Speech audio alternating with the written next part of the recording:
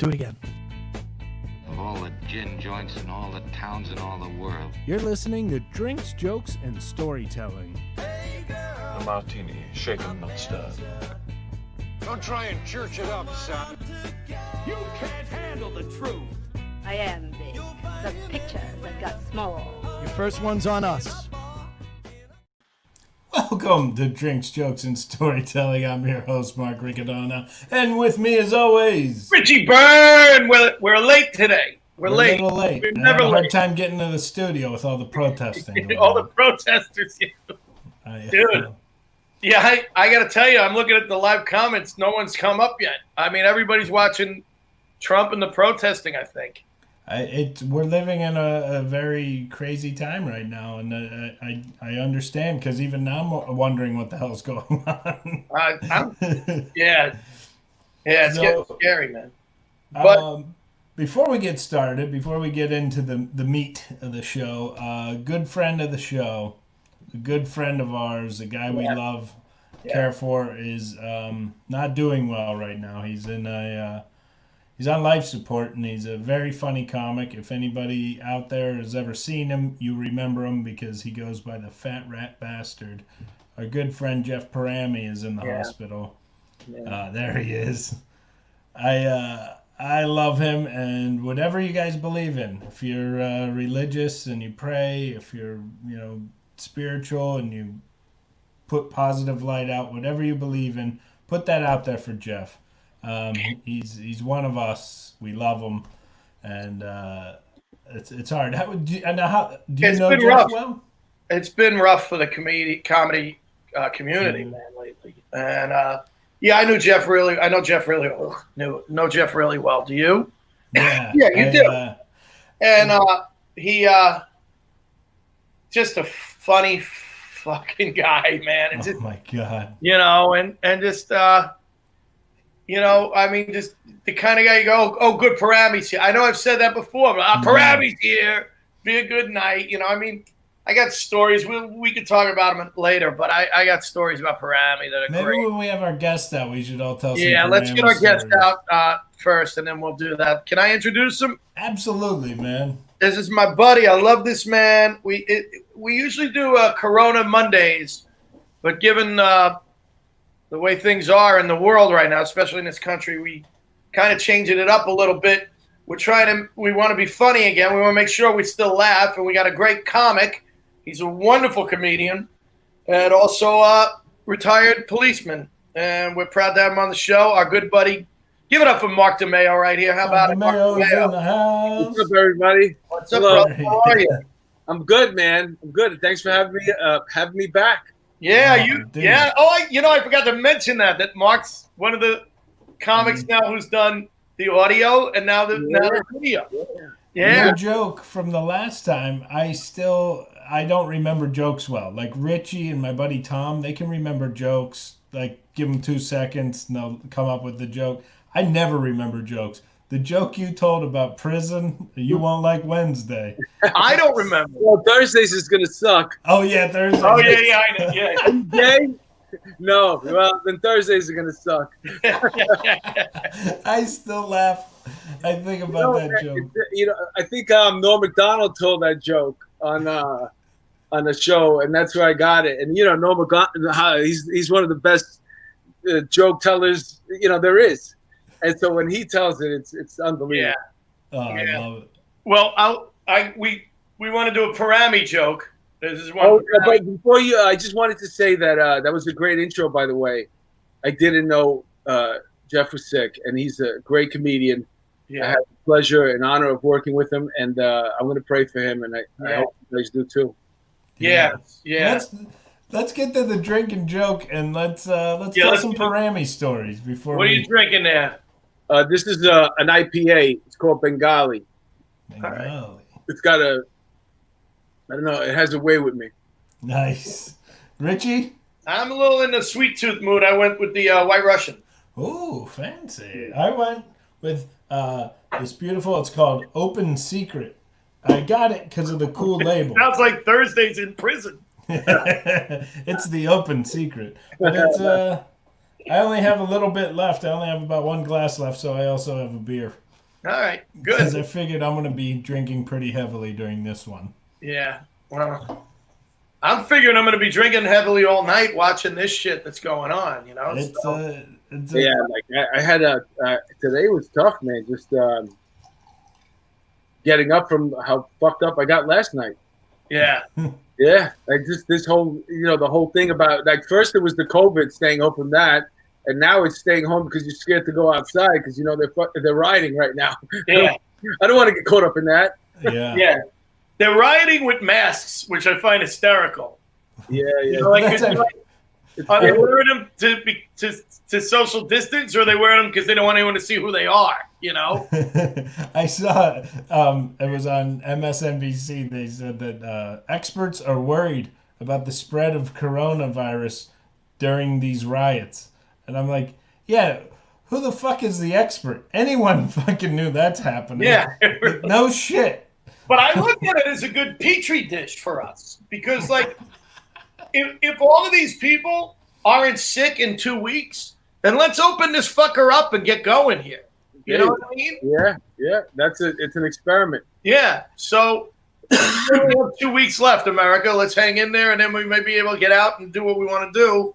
And hopefully they'll be tired of rioting and looting and all that bullshit. I mean, if you look at the videos that just all day, you constantly, for me anyway, just watching all the new stuff as it unfolds and all over the place, and the looting, the rioting. It looks like the opening of every Batman movie. Yeah. It does. You're right. You're like, when you watch that movie, you're like, all right, at some point the Joker's going to pop up right now. Right. Yeah. And he's going to take control of all these fucking crazy Well, people. the Democrats will say he did. I mean, at some point, it's going to take a guy with face paint on to corral all these people. That's true. Have you, now in your career, you never dealt with anything quite like this, right? No, I mean, listen, we're talking about civil unrest. And yeah, absolutely, man. I was on the job for 20 years. I went through a lot of, I was in the task force. The task force was just big guys for crowd control. Some guys were on the football team. Some guys were bodybuilders. We had a couple of martial artists there, boxers, but everybody in there could handle themselves. And when shit popped off, we used to go and clean out the street. But there was no cameras back then.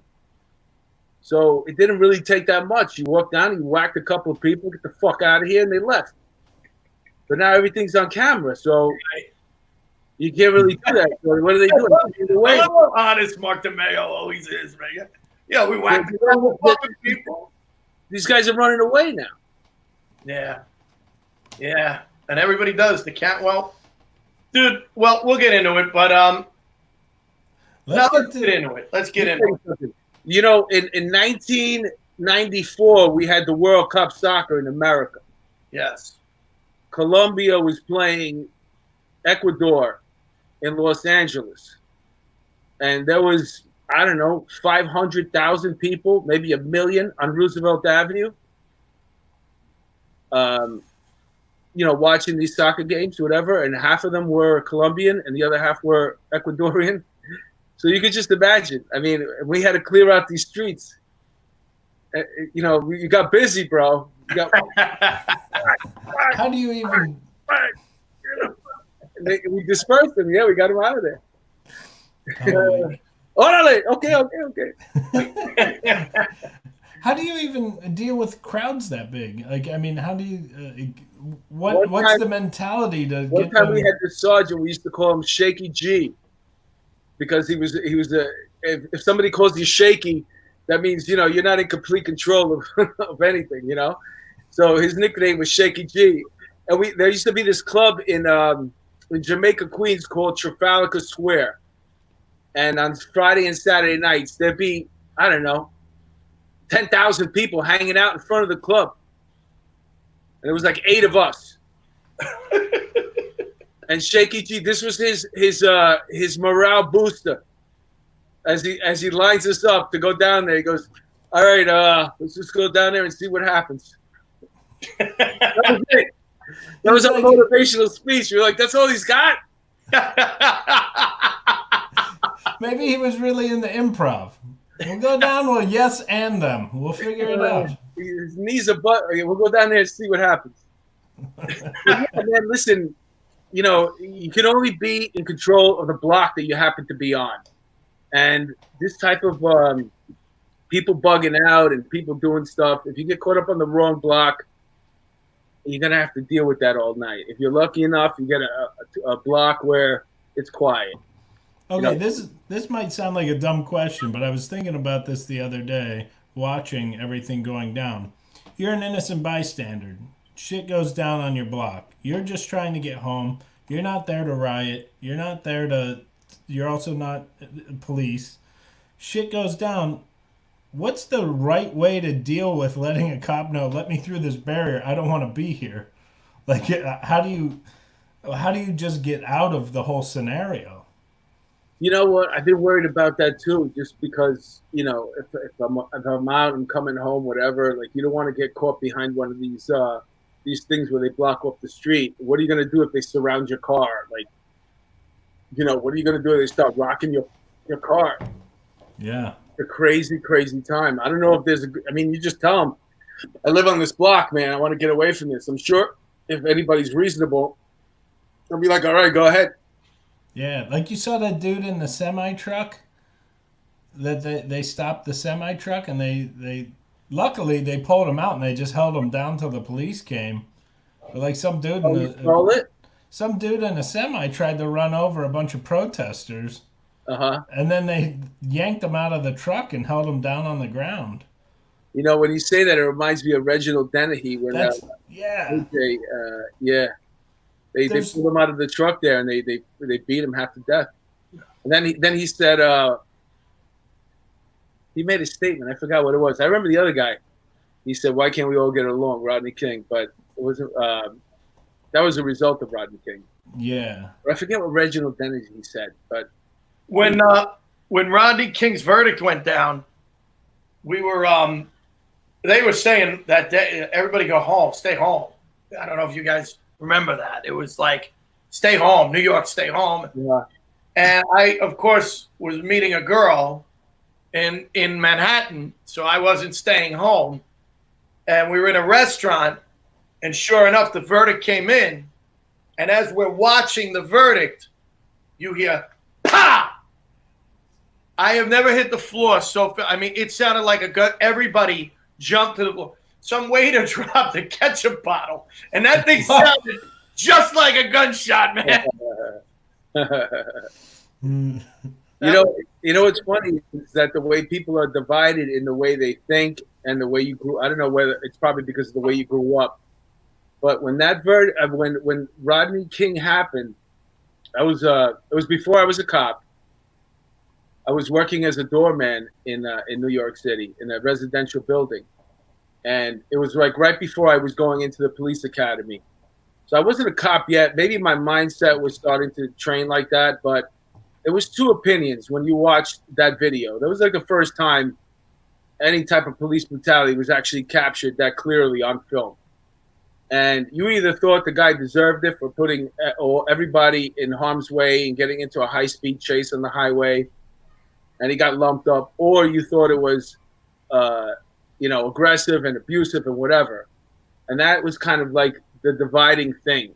And I remember thinking to myself, fuck, man, that guy should have fucking pulled over. Mm. Why are you involving everybody in a high-speed chase? And that kind of it was perfect that I was leaving the building at that time and going actually into the police academy, because I remember expressing my opinion to a couple of tenants there who were in complete disagreement with me. Mark wasn't getting a Christmas tip after that. No, man, you got to be careful, man. But you know what? Yeah, but you know what the difference is this time, Mark, is nobody agrees with that. It's not like there is no, part of the pun, black and white here. This cop, what he did horrible. Was horrendous. No, but you said it. We did a United We Laugh the other night. And Mark DeMayo was one of the comics on United We Laugh, and you were great, man. Thank you. I appreciate that. It was very nice. So were you. You were great, and you had a lot of great things to say. United We Laugh is a show that I do about racial issues, and we open it up to the audience. And Mark's always been on; he's great. But you even you were appalled by what these cops. You were just appalled by them, and I think we were all in 100% agreement, unanimous across the board. Everybody that was wrong. It should have never happened. It's not police work. It was, I'm still puzzled about it. I don't understand why, if there's a police car there, that you just didn't pick him up and put him in the car. Are you waiting for somebody to come and ID him? They can do that in the car. Are you waiting for a sergeant to come and verify your arrest? You can do that in the car. There's no reason why this guy's on the ground. Mm-hmm. There's no reason why he's on the ground. You should have stood him up. As soon as he was cuffed, you stand him up. You put him in the car. It's just, you just keep thinking about that. Like, why? You can't. So it was unanimous. Right. And So obviously, people are going to protest nonetheless. But you're right, and that's what bothers me though about this is they're going up against cops who agree with them about what this guy did. This isn't. Well, obviously, if you're going to protest, this is a horrible thing, and things have to change. This can't keep happening. Right. But then, as the protests go along, you see the pattern of what happened with Occupy Wall Street.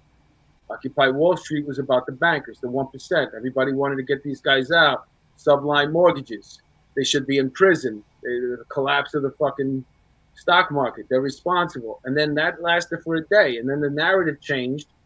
And all we focused on was what the police were doing to the protesters. And it wasn't the protesters, really. This thing has become with the agitators, with people that are part of a group that they're navigating inside the protest, but they're destroying stuff. Yeah. Destroying property and stuff like that. And they hijacked this protest. Yeah. And now I heard there's like and it's not about Mr. George Floyd. It's about these freaking stupid rioters. Yeah. So we're not even paying attention to what we were all gathered here for, was to make this change. Now the whole focus is on rioting and looting. Yeah. Yeah. I there's like 4 groups. Somebody said this. I'm messing their quote up. But there's 4 different people involved in these protests. There's the protesters that are out to the actual legit protesting to try to get their word across. Then there's anarchists who want to just get involved because they want to cause trouble. There's knuckleheads from the neighborhood who are going, yeah, I can smash some shit up and steal some shit. And then there's like the people that are going after the rioters. In this case, it would be like white supremacists or something that are trying to stir it up. Did you see John James? No. No. The MMA fighter? No, what did he do? He grabbed 2 kids that were spray painting stuff. This guy's he's like, give me the cans, and he took their cans. And there's 2 white kids, all in black. He took their spray cans. He told them to get lost. They were spray painting all this shit. Yeah, there's people fighting back against the ones that are disturbing this thing, and you see them navigating through the whole thing. They have a different agenda. Did you see? Yeah, I'm sorry. Well, if you're the government, the federal government, what do you do right now? Because at this point, these state, where all this is happening, if you say that we're going to deem Antifa a terrorist organization and put them on people that are involved with it in a watch list, you got to create a nice little package to present to the American people. And you're collecting it right now. How many businesses were destroyed? How many millions and millions of dollars were lost? How many people were hurt? How many cops were hurt? And you present this to the American people, and they give you the authority basically to go after this Antifa. And once you get the feds involved, it's a different level of you lose your rights basically. It's like they're treating you like right after 9/11 when we all remember Guantanamo Bay and what happened there. But they were deemed a terrorist organization, so they can be treated differently. So these people that get arrested in the future now, once this is after this one, if they're on a watch list, You got to be interviewed by the FBI before you're released from prison. You can't get arrested at a demonstration and then just go back out 3 hours later after a desk appearance ticket and then join the party or come out tomorrow night. No, you're going to be in because you got to be interviewed by a FBI agent. They're going to find out where you live. They're going to verify that. They're going to, get in your phone. They're going to take pictures of your tattoos. They're going to put you on a no-fly list. Your whole life is fucked. So that's what we're building towards right now. But what would cause somebody like Antifa's not like a real organized thing? You think so? How do you? Look at all these groups popping up from everywhere. They keep in contact somewhere. Yeah, but like this is, and I'm sure they know that already. They probably know the whole thing, and they probably have so many FBI agents already entrenched involved with evidence and gathered information, and they just needed probably this thing coming down from the federal government to really drop the hammer. But what you're going to see right now is like the way the RICO Act hit the mob. That's the way this thing is going to hit Antifa probably. They're fucking finished. What was the movement when they went after the socialists? What'd you say? What was the movement when they went after the socialists and blackballed all those people? Well, my father was a socialist in the late 60s, early 70s, and that's the reason why he never could, get the traction to become a successful man because he was on these freaking lists that were left over. But he was, I used to go hang posters of Lenin in the subways with him, not John Lennon, Vladimir Lenin, the Bolshevik. That was nice Lenin. Yeah, I remember that, hanging out with my dad doing that. So there was no internet. If you wanted people to come to your meetings, you had to go and post them. That's my father used to do. Like bands would do. How do you get it so that doesn't happen again? So I mean, I'm not actually arguing or anything like that. I'm actually asking. If you look at our history here, this is a cycle. Look at Kent State. There was somebody who was killed on Kent State at a university. What were they doing? Protesting the Vietnam War. National Guards were called in. And the protest got so crazy, somebody got shot and killed. Four kids got killed. Okay. I remember the cover of Time magazine, though, with that one, the girl over the kid who got shot. Come on, Crosby, Stills, Nash, and Young. 4 dead in Ohio. 4 dead in Ohio. Yeah, that's right. I know it. Well, my point is this. It's like this all this stuff goes in cycles. You could just change the players, but, this country is – we had a civil war. We had half some states wanted to succeed. They wanted to form their own government, and the North wouldn't let them. They should have let them. The whole division that we have in this country is between red states and blue states. You could have 2 different countries. We don't need 50 fucking. Why the 50 states? Why? Yeah. We're bigger than every other country. Yeah, we are by a lot. Yeah. But then could you just accuse somebody of being Antifa and ruin their life like they did in McCarthyism? It has to be a charge. Like the charge would be, let's say, inciting a riot. So you can get caught the way de Blasio's daughter got caught the other night. She got a desk appearance ticket. Okay, that's one thing. You failed to leave. But if you get caught trying to... I've been doing comedy for over 15 years. I never got a desk offer. A desk appearance ticket. It's a DAT. You're out in 3 hours. 3-4 hours. But, like, if you get hit with this charge, let's say, and that is inciting a riot. It's a federal charge now, let's say. Now, all of a sudden, you don't get released. You got to be interviewed by an FBI agent. That's going to take a couple of days. Guess who's not available to get into the mix partying tonight for the rest of this fucking riot? One of the main antagonizers. Right. So it's a whole thing about keeping them out of. And if you get hit a second time with that thing, you could also turn it around and say, it's 10 years in prison. You get hit with two inciting a riot. You're on the watch list. You get 10 years in prison mandatory.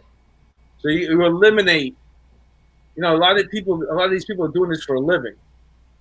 and it's probably fun. You know, you get a paycheck for going out and fucking acting crazy. And the chances of you getting arrested are slim and none. I mean, how many other people are getting actually arrested? That's wild. Wow. Wow. Well, I know Joel's trying to do outdoor shows, and he thought he could bring one, you know, to one of the riots. The comedy riots. Just the comedy riots. There's no rhyme or reason to any of it. Like, you would think there's a certain target. Okay, we're going to target, you know, big chain stores. And then they burn down this fucking homeless guy's mattress. Why? Why are you fucking with a homeless guy? Yeah. See that? The guy, he's screaming. He goes, "What are you doing? They took his mattress. They burned." He goes, "I live here."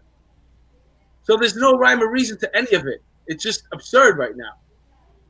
Yeah. Well, did you see some kids were breaking some Mercedes rearview mirror, and it was J.R. Smith, the basketball player. Yeah. He came out. He smacked him around. He beat the shit out of the kid.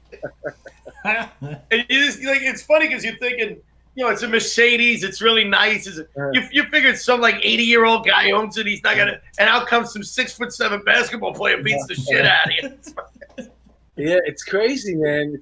I think, you know what it was. To me, this is a lot to do with it. You have these kids that were in their houses for 3 months, and you know, if you're a young person, you know, you got to be out. You got to be with your friends. You got to be hanging out. We're social creatures. This is the time of your life right now, and you're stuck in your house for 3 months, and there's nothing open. The only place to go to hang out is the fucking protest. I'm gonna go. Yeah, you're right. Yeah. You know, and you start wilding out maybe a little bit, or you're just watching, but it adds to the numbers. There's still nothing open. There's still nothing to do. So why not? Why am I going to sit home tonight? Right. Again, make fucking TikTok videos when I could go out there and, you know, have some fun. Maybe get an air fryer.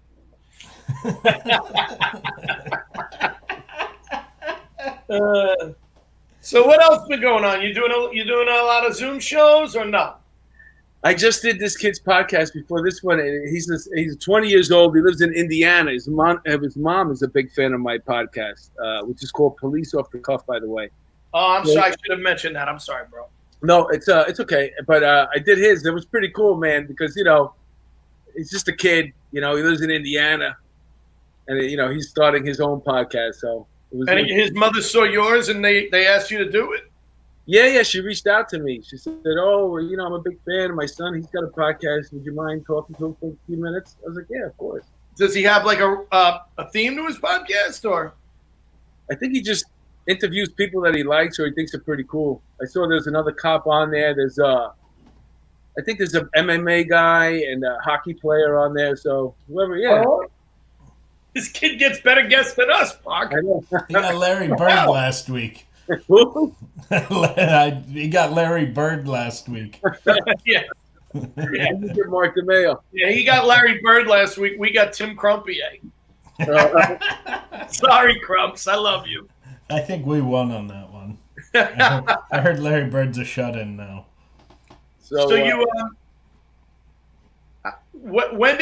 let's get off of a little bit here and let's talk a little comedy. I mean, when did you get started in comedy? How long you been in the business? I was probably you know what it was? I was an actor and things were going so well.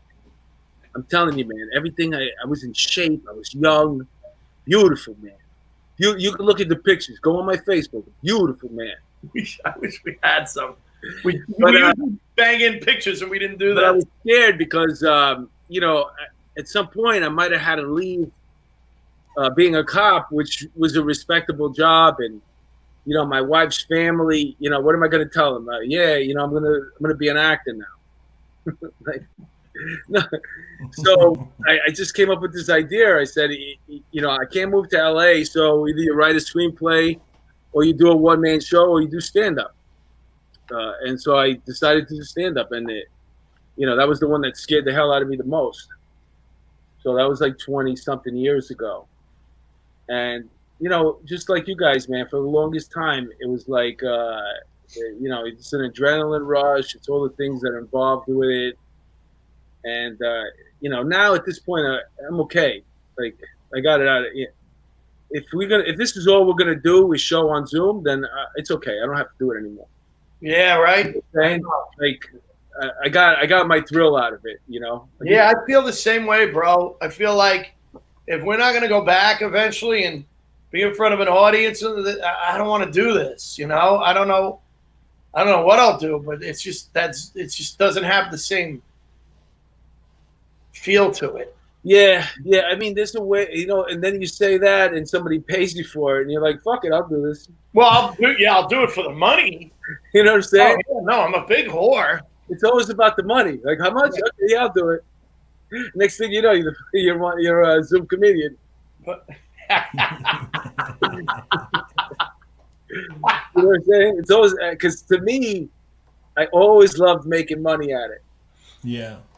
Well, there's something about getting a check, doing what you love, that makes you feel like you won something. Yeah. It's like, I can't believe I got paid to do this. yeah, like That to me is like right now tonight. In fact, in another hour and a half would be my first night of a show on the Disney cruise. I'm supposed to be doing my first show tonight, and my family was coming with me. It was going to be like this is what I worked hard for. This is going to be great, a free cruise with my family, and all I have to do is a couple shows. And now, you know, we're stuck in our houses. We're, you know, everybody's struggling for money. We're thinking about, you know. And burning down the Target that you go to. Yeah. They already got all the good shit where I live. DeMayo, I got to tell you a funny story. About a year or so ago, a little more than a year ago, I'm working with Rick Adana and Michael Somerville in Bayonne. Rick Adana had done the show before. It was some private. What was it, Mark? It was the Bayonne Knights of Columbus. Yeah. So the guy does a show a year, and you know those guys who, you know, they know everything about comedy because they do one comedy show a year. You know those guys, you mean like. So he had this thing where Rick Adana was going to headline because he'd been there before. And then Somerville was going to go second, and I was going first. And when we booked it, it was Rick Adana, Somerville, me, right, Mark, I think? And so we're like, listen, there's an order and he's like, nope, that's what we're doing. That's what we're doing. So we go, all right, so I'm going to go first. So the guy comes up, and he goes, oh, and someone had died, right, Mark? Yeah, and somebody in the Elks Club or whatever it was. So this was for him. And then they were going to stop the show after Somerville and do like a memorial. And then poor Mark Riccadon had to go up. It was like, you know, one of those, you know. So the guy goes to bring me up, and he goes, we got a great first comic here. This guy's a retired cop, 20 years on the job. And he's going to come up here and tell us all stories about being a cop. And I'm going, is DeMayo here? Like, I'm like, now, am I kidding? And he goes, give it up for Richie Byrne. And I'm like, I walk up, I go, I'm not a fucking cop. They brought you up to, like, the Miami Vice song. Yeah, they brought me up to Hawaii 5-0. Yeah, Hawaii. They brought me up to, so I'm like, why did he think? And it dawned on me, you and I used to have the same management. I'll bet you he Googled me, and it went to that management company, and I was probably next to you on the bios. I bet mine was, you know what I mean? And he probably read yours before he read mine. Meanwhile, Eddie Byrne was a freaking cop that got assassinated in the 113. Or was it the 103? Oh, right, yeah. So, yeah. Well, he had a better night than I did that night. Oh, oh my God. Dark comedy. Couldn't fill the side 12, huh? I lost. You know what sucks? My computer went out right on that terrible joke. I was like, oh, shit. Everybody's like, wow, Richie got dark and then left. Yeah, so. Can you see me now? Mark, have you ever performed in front of an audience and after the show somebody comes up to you that may have been arrested by you? I had one girl, she had a case with me. And, you know, so after the show, when, you know, everybody's coming up to you and telling you how funny you are, you know, and she was cute. And I'm like, hey, what's up? How are you? You know, I'm just taking my accolades one at a time. I'm listening to her, and she's like, you're a detective, aren't you? And I'm like, yeah. And I don't know what I thought at first, but she's like, you're handling one of my cases. And then the whole conversation just got like really weird. Wow. Yeah, well, yeah, I am. You know, technically I am, but I'm not working right now. And like, what do you say? Because she's like basically telling me, like, why are you here doing comedy when you should be investigating my stolen purse? You know? I did bump into somebody once at Home Depot, and I had arrested him before. And I remember, it might have been Costco, but I was with my kids. And this guy comes up to me, goes, oh, you don't remember me, do you? And I'm looking at him. I'm like thinking it's from where I grew up in my neighborhood. And I'm like, yeah, what's up, man? How's it going? You know, he goes, yo, you arrested me. And I was like, oh, okay. And he goes, yo, just hang on 1 second. And he calls his son over. He goes, I just want you to meet this officer. This is the man who straightened out my whole life. Wow. I was like, that took a positive turn, and not where I expected it to. My kids, run. Daddy's not armed. I didn't bring my gun. We run. Go to the car. Wait for me at the car. Wow. So then, yeah, that was weird. But that's a positive story, you know, and those need to get out there as well. People need to hear the positive stuff, you know. Yeah, well, I think that's a big part of the problem. And I said this the other night on United We Laugh, that everything is about the negative. There's been some really amazing protests going on that haven't created violence, and no one's watching those. No one's talking about those. They're just talking about the violent. Yeah. What's going on in Santa Monica? What's going on? You know what I mean? 3 cities that are really in bad shape: Flint, Michigan; Youngstown, Ohio; and Camden, New Jersey. The cops walked with the protesters, and it was beautiful, you know, and it's getting the word across of what needs to happen. But then you get these cities like, you know, LA, New York, Atlanta, Louisville. It's like Minneapolis. Yeah, well, obviously there, but where that's all we focus on. Like, we need to focus on a lot of that good stuff to let people know there's a lot of good happening too. Well, you have a lot of the governors and the mayors of these states where most of these the riots and the looting is happening. They won't even address it. Like, yeah, they're like, but I don't know what at some point you got to address it. You know what I'm saying? Yeah. You got to admit with my idea was wrong. We got to get control of this. Well, you know, you're right, and you know Joey has a clip of J.R. Smith controlling the whole thing. So, Joey, if you got it, show that clip. Joey. Don't record it, please. Please. Respect the privacy. Come on.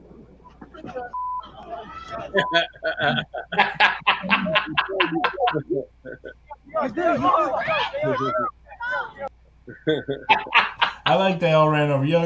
You know, I had a fight like that once where I was using the front of my Cadillac to stomp on somebody's head. And then I was also in a fight where somebody was using somebody else's Cadillac to stomp on my head.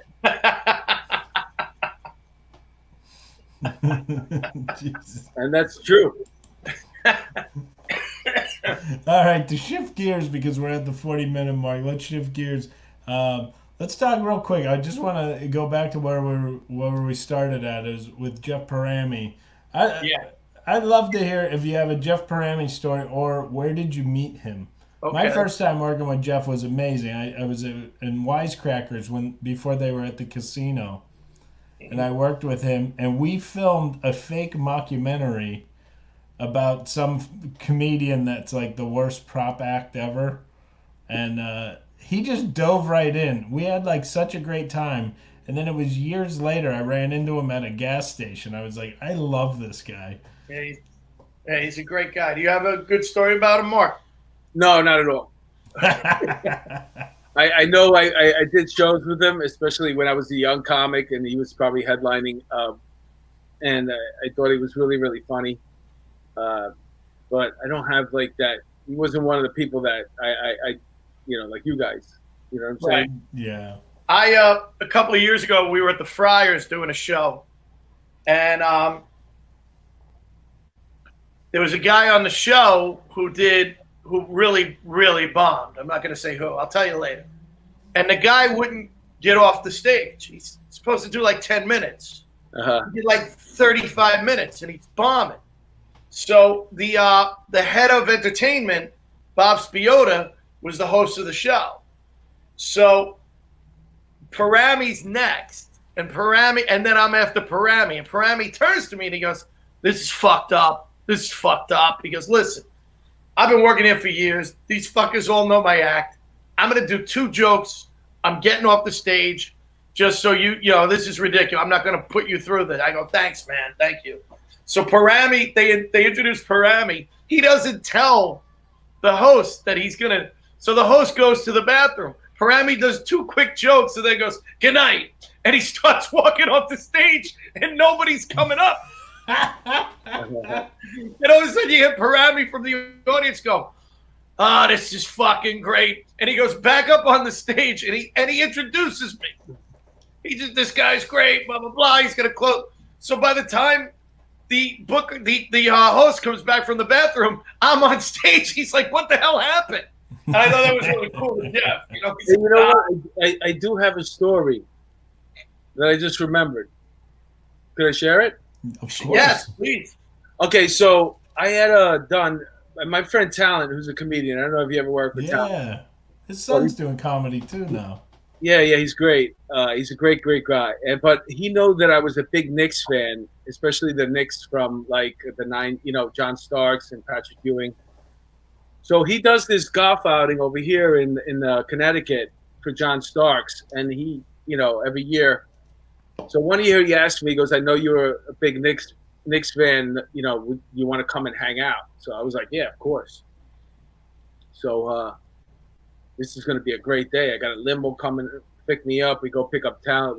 We go there. I'm drinking. I'm having a good time. I'm seeing Lawrence Taylor. So many athletes. But John Starks. I'm thinking of what's the guy?